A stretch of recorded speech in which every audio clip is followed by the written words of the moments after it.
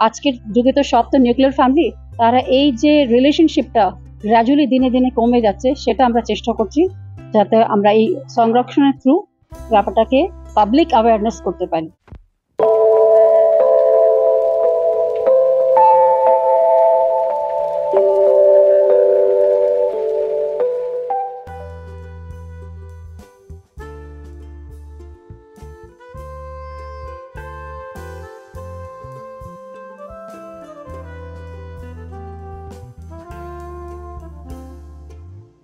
রাজারহাটের অর্জুনপুরের বুকে north point senior secondary boarding স্কুলের প্রাঙ্গণে অভিনেত্রী শ্রাবন্তী চ্যাটার্জি, মৌবনী সরকার, এএসপি শান্তি দাস, স্কুলের ফাউন্ডার সেক্রেটারি মীনা শেঠি মণ্ডল, শিক্ষক শিক্ষিকা এবং অন্যান্য বিশিষ্ট অতিথিদের উপস্থিতিতে বৃদ্ধাবাস সংরক্ষণ হেল্পিং ওয়েলফেয়ার ফাউন্ডেশনের উদ্বোধন করা হলো।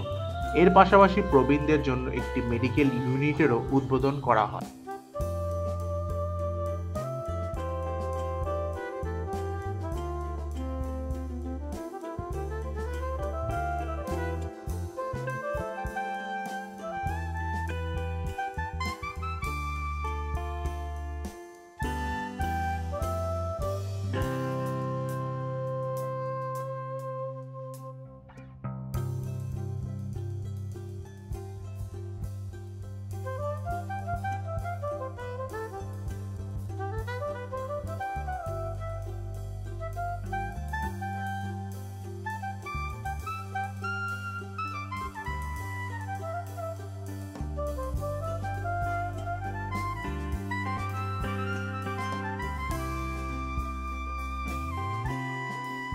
ম্যামকে এটাই বলবো যে এত সুন্দর একটা ইনিশিয়েটিভ, আমার নিজের এসে এখানে খুব শান্তি লাগছে।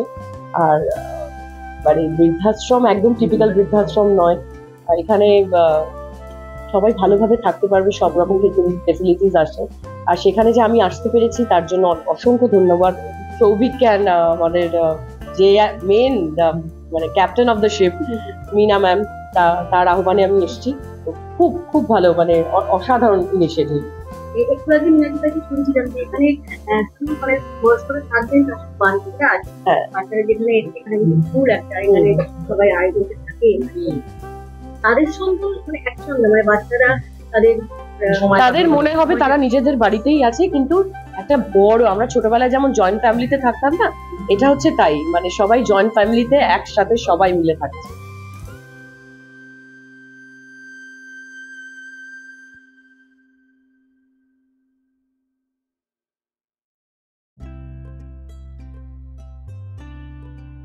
কেমন লাগলো এত সুন্দর একটা ইনিশিয়েটিভ এবং এত মানুষজন আছেন এখানে, কেমন লাগলো?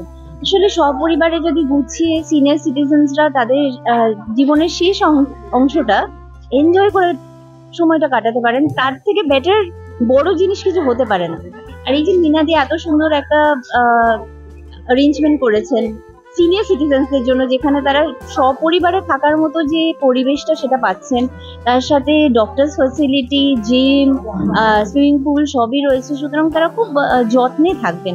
এবং সেই কারণে আজকের দিনে মানে 25শে বৈশাখের দিনে যখন আমরা ভালো কাজের কথা বা নতুন কিছু করার কথা ভাবি, কবিগুরু তো তারই সূচনা আমাদের মনে জাগিয়ে দিয়ে গেছেন।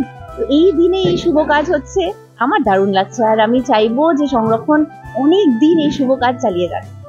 তোমার এই নতুন ইনিশিয়েটিভটার ব্যাপারে একটু কথা বলুন। এটা নতুন ইনিশিয়েটিভ, এটা একটা হোম ফর সিনিয়র সিটিজেন।